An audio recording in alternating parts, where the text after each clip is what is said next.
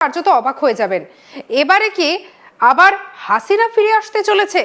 ইউনূসের যতটা কাজ ছিল সেই কাজ শেষ হয়ে গেছে, তাই কি এবারে ইউনূসকে সরিয়ে দিয়ে হাসিনা ফেরত আসতে চলেছে বাংলাদেশে? আমেরিকার পক্ষ থেকে আমেরিকার বেশ কয়েকজন সাংসদের সই করা একটা চিঠি আমাদের কাছে রয়েছে, সেই চিঠিটাও আপনাদেরকে দেখাবো। দেখলে পরে বুঝতে পারবেন যে সেই যে লেটারটা রয়েছে সেখানে কিন্তু পরিষ্কার করে বেশ কয়েকটা বিষয়কে জানিয়ে দেওয়া হয়েছে। এই যে বাংলাদেশের বর্তমান বা পরিস্থিতি যেভাবে একেবারে বারবার আমরা দেখতে পাচ্ছি যে বাংলাদেশ উত্তপ্ত হয়ে উঠছে, তারপরেও প্রশ্নটা থেকে যাচ্ছে যে তাহলে বাংলাদেশের নির্বাচন নিয়ে একটা যেন বারবার জলঘোলা হয়ে চলেছে। আর এরকম একটা পরিস্থিতিতে এই যে চিঠিটা আপনারা একদম পিছনে দেখতে পাচ্ছেন, আমরা এআই দিয়ে ট্রান্সলেট করে দিয়েছি যাতে আপনাদের একটু দেখতে সুবিধা হয় তার জন্য। এবং যদি ভালো করে চিঠিটা দেখেন তাহলে দেখুন একদম প্রথমেই কিন্তু রয়েছে যে মার্কিন প্রতিনিধি পরিষদ পররাষ্ট্র বিষয়ক কমিটি, তার পক্ষ থেকে চিঠিটা পাঠানো হয়েছে। এবং এই যে দেখুন, ডক্টর মোহাম্মদ ইউনূস, প্রধান উপদেষ্টা বাংলাদেশের অন্তর্বর্তীকালীন সরকার, প্রধান উপদেষ্টার কার্যালয়, তেজগাঁও, ঢাকা 1215 বাংলাদেশ। অর্থাৎ কাকে পাঠানো হয়েছে? না, মোহাম্মদ ইউনূসকে পাঠানো হয়েছে।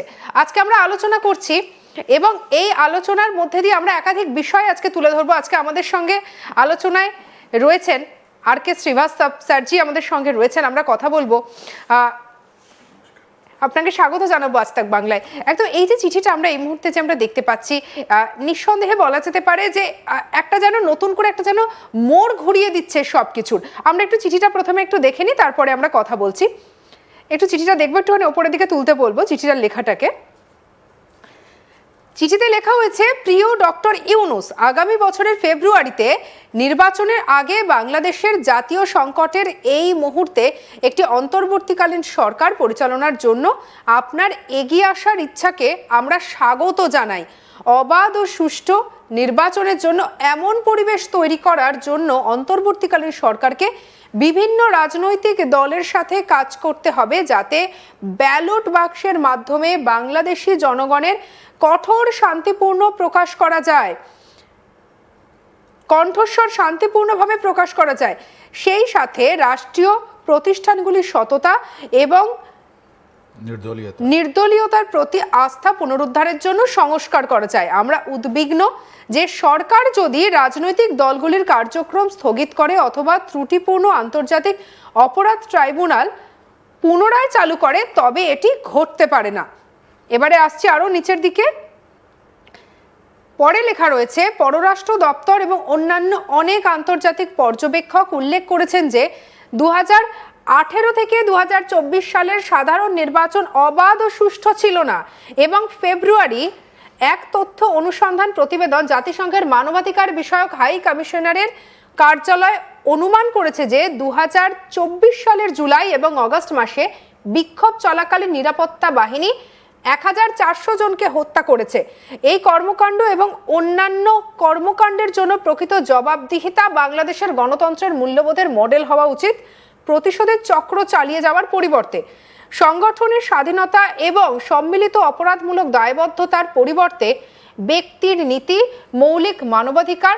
আমরা উদ্বিগ্ন যে আইনের যথাযথ প্রক্রিয়ার মাধ্যমে অপরাধ বা মানবাধিকার গুরুতর লঙ্ঘনের জন্য দৃঢ় প্রতিজ্ঞ ব্যক্তিদের ওপর দৃষ্টি নিবদ্ধ করার পরিবর্তে যে কোনো একটি রাজনৈতিক দলের কার্যকলাপ সম্পূর্ণরূপে স্থগিত করার সিদ্ধান্ত এই নীতিগুলির সঙ্গে অসঙ্গতিপূর্ণ। পরের পেজটাতে দেখব কি লেখা রয়েছে। আমরা আশা করি আপনার সরকার অথবা নির্বাচিত উত্তরসূরি এই সিদ্ধান্ত পুনর্বিবেচনা করবেন। পরিশেষে বাংলাদেশের জনগণ একটি অবাধ ও সুষ্ঠু নির্বাচনের নির্বাচিত সরকার নির্বাচন করার অধিকার রাখে, যেখানে সকল রাজনৈতিক দল অংশগ্রহণ করতে পারে যাতে তাদের কণ্ঠস্বর প্রতিনিধিত্ব করতে পারে। বাংলাদেশের যুক্তরাষ্ট্রের জন্য একটি গুরুত্বপূর্ণ অংশীদার এবং আমরা আপনার এবং আপনার সরকারের সাথে কাজ করতে প্রস্তুত যাতে আমাদের দ্বিপাক্ষিক সম্পর্ক এবং আগামী মাসগুলিতে বাংলাদেশে গণতান্ত্রিক উত্তরণ উভয়কে সমর্থন করা যায়। এবারে দেখুন বিনীতভাবে যে নামগুলো লেখা রয়েছে, গ্রেগরি ডব্লিউ এবং যে পরপর যে নামগুলো দেখতে পাচ্ছেন যে Will Huizenga, Joe Wilson, Sydney Kamlager Dove এবং লেখা রয়েছে যে থমাস আর সুজি, তারা সমস্ত সই করেছেন সাংসদরা। আমি একটু কথা বলবো স্যারের সঙ্গে।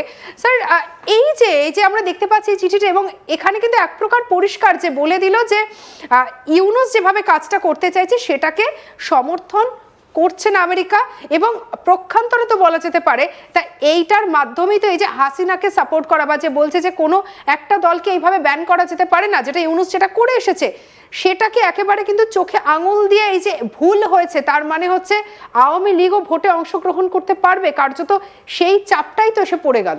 বহুত সুন্দর। আপনি এটা দেখান 23শে ডিসেম্বর 2025, গতকালের চিঠি এটা। এর মধ্যে তিনটে জিনিস বেরিয়ে আসছে। একটা বলছে তুমি যে ইন্টারন্যাশনাল তুমি ক্রাইম ট্রাইব্যুনাল যেটা বানিয়েছো এটা অসঙ্গত, এটা করা উচিত নয়, নাম্বার 1। কিন্তু এইটার লেটারটা বায়াসড। ও বলছে 2024 পর্যন্ত 1000 কত লোককে মারা হয়েছে, ওটা হিউম্যান রাইটস। কিন্তু আগস্ট 5, 2024 পর এত লোক মারা গেল, ওদের তো কথা এরা বলছে না, নাম্বার 2। অ্যান্ড নাম্বার 3 বলছে কি যে পলিটিক্যাল পার্টি, যেটা আপনিও বলছেন, আপনার কণ্ঠস্বরে এটা বেরোচ্ছে যে পলিটিক্যাল পার্টিকে সবাইকে পার্টিসিপেট করতে হবে, নাহলে এটা প্রবলেম হয়ে যাবে। আর তারপর এরা ইলেকশন 2024 আর ওর আগে 2017-18 ইলেকশনটা ওটা বলেছে, রাইট? এটা কি আছে? এটা ধোঁয়াশা। এই আমেরিকা ঘাবড়িয়ে গেছে, ওদের ইন্টারেস্টগুলো ঘাবড়িয়ে গেছে, রাইট? কেন এরকম চিঠি বের করতে হচ্ছে ওকে গতকাল? আর মনে রাখবেন, আমেরিকান ফরেন পলিসি এরকম সিনেটের পেপার দিয়ে কন্ট্রোল হয় না। ওদের মধ্যে দুজন লোক আছে। এই যে ট্রাম্প, যেটা আমরা জানি, উনি এরকম সিনেট লেটারকে কোনোদিন কোনো গুরুত্ব দেন না। ওর কাছে আছে Witkoff, R owner son in law আছে কুশনার।